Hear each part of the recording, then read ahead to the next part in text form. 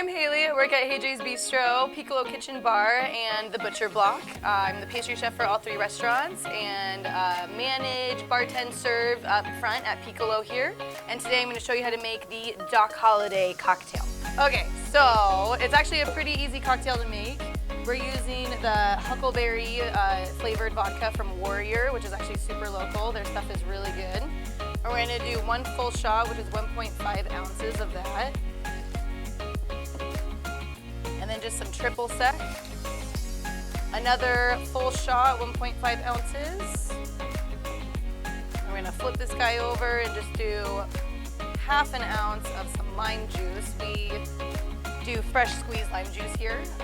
Lemon juice, all the juices that you're getting, you know, we squeeze all that ourselves. And then that's actually everything that goes into the cocktail. That's all of the liquid parts. I'm gonna grab some ice. And then we're gonna shake it up. And before we get that ready, we're gonna do a sugar rim around our coupe martini glass here.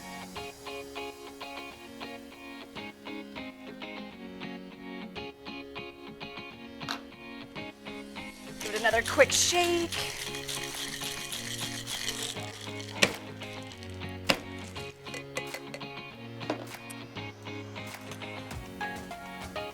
Strain it into the glass.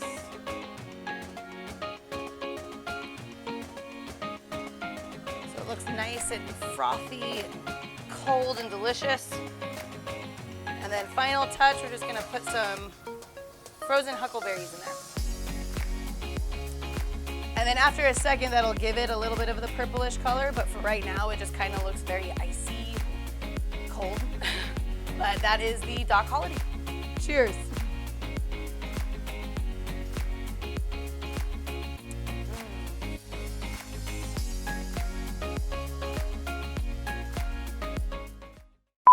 Yeah, mixologist, you know? I don't know if I'm that fancy, but I try, so.